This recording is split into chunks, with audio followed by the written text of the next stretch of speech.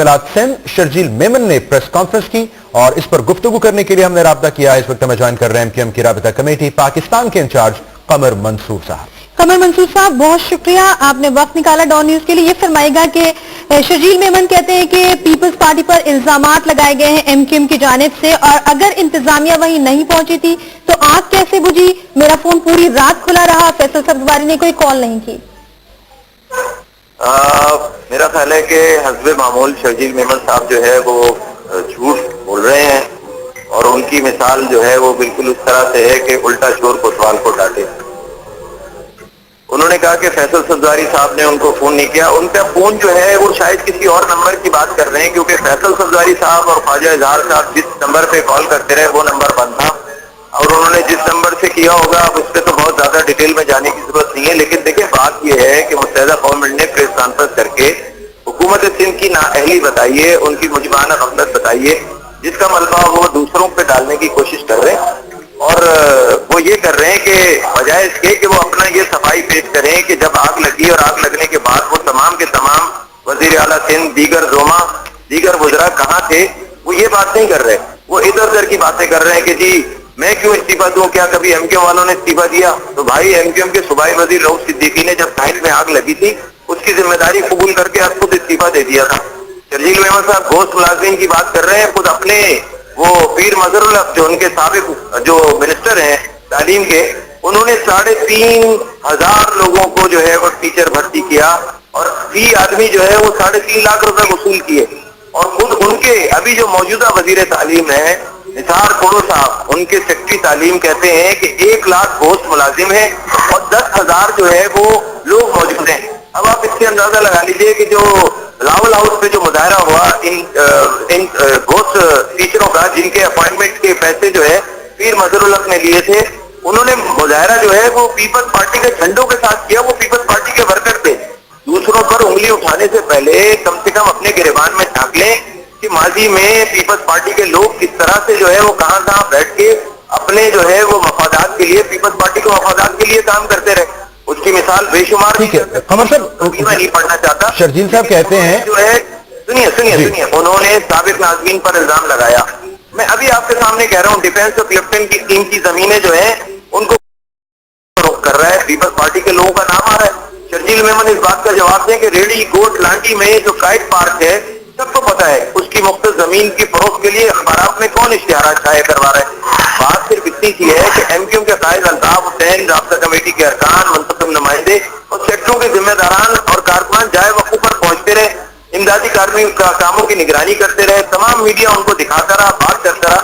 बकौल वजीर इत्तलात जनाब शर्जील मेमन साहब के कि जावेद नागौरी जाए वकूफ पर पहुंचे, तो कौन सी सलमानी टोपी पहने हुए थे कि वो मीडिया वालों को नजर नहीं आए?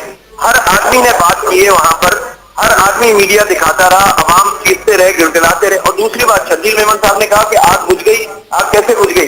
अरे मेरे भाई, आप पूरे पाकिस्तान में आग लगा देगा, जब के सब कुछ खातिरतर हो जाएगा तो आग बिल्कुल बुझ ही जाएगी। हम इसी तो आपकी नहली की तरफ तवज्जो दिला रहे हैं कि अगर तमाम बाउजर मौजूद होते, तमाम अमला मौजूद होता तो ये आग जो थी 1 घंटे में उस पर काबू पाया जा सकता था। आग तो अभी तक वहां पे चल रही है। वो कह रहे हैं कि जी आग कैसे बुझ गई? आग तो अभी तक वहां पे जो है मुख्तलिफ जगहों पर अभी भी जो है वो आग लगी हुई है, उसी के बारे में तो बात की जा रही है। बात सिर्फ इतनी सी है कि पाकिस्तान पीपल्स पार्टी जो है वो बौखलाहट का शिकार है। उनके अंदर जो अंदरूनी खलफशार है उसको बेस बनाकर वो एमक्यूएम के रहनुमाओं पर रकीब किस्म के हमले कर रहे हैं। मेरा ख्याल है उनको मुनासिब जेब नहीं देता। उनको एक दफा फिर अवाम के दरमियान जाना है।